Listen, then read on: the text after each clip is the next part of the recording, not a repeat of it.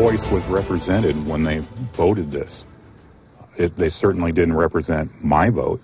Brian Richland is a Navy veteran and HCC student. And it troubles me, especially as a vet, because there are men and women on a daily basis that are dying to give these campuses and all of us Americans, academic freedom, religious freedom, and, they're dying for that flag and what it represents.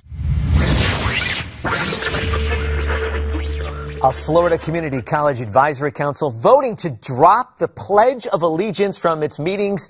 Members of the committee claim the action was to save time, not because they deemed the pledge inappropriate.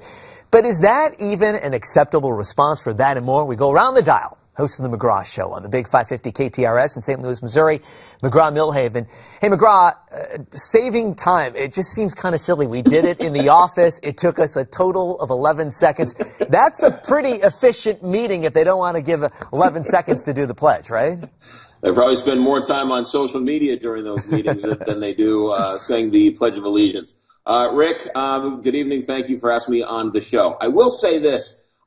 As much as you first hear this story and you're taken back, they didn't ban the Pledge of Allegiance. Anybody can still stand up and say the Pledge of Allegiance, or before the meeting starts, they can say it quietly. So as much as it's sort of a little shocking, they're not forcing people not to say it. So this story might be much ado about nothing.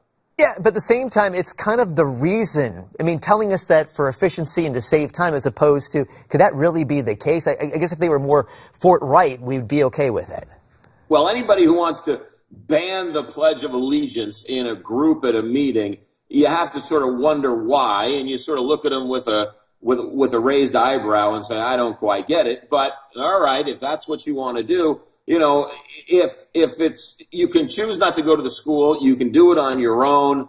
I agree with you. They probably should be more forthcoming and tell us they're upset with America's involvement in whatever they're upset about. But again, it's not stopping any veteran or any American who wants to stand up and pledge allegiance to the flag to actually do that. Yeah, there'll probably be a lot of patriotism now at the school, maybe the backlash against what's going on. All right, let's move on. The ant-making headline, taking your nephew to court because of a broken wrist from an enthusiastic hug. But it's not quite what it may seem at first. Another case of the internet age jumping to conclusions in a woman whose life has been put through the ringer. Has this been getting some play in your talk show? It has been quite a bit, and this story is a great story. And before we start bashing the media over getting the story wrong, because while she did sue her nephew and her dead sister's son, she's now claiming that it was for insurance purposes, and so there's no other way to do it except to sue my nephew. Well, so the media is saying you're suing your nephew, or the alternative is you're looking at insurance fraud.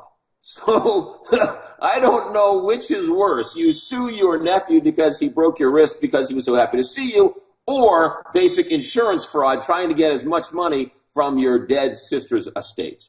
We just got to start maybe practicing safe hugging out there. I think that's also a lesson to be learned. Where in the world do you say, wait a minute, I'm not the worst aunt in the world. I was trying to get the insurance money. See, I'm not that bad of a person.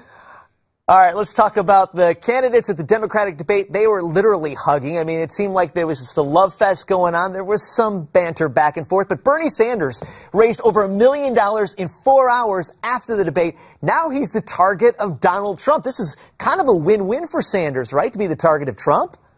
Well, no question. Anytime Trump gets you in the crosshairs, it sort of raises your profile. But something Bernie Sanders said a week or so ago should have gotten more attention, and it sort of came true with the debate. And that was, he said, more than a few Republicans are going to vote for me. And if you squint and you listen hard enough, Bernie Sanders says a lot of things many Republicans agree with. So you have a situation where Trump says a lot of liberal things, right? He came out and said he's for universal health care and things like that. And Bernie Sanders sounds more like a Republican than Donald Trump. It would be a great general election, right? Bernie Sanders versus Donald Trump. We'll have to wait and see on that. Okay, McGraw Milhaven, thank you so much for joining us on The Hard Line. We're coming right back.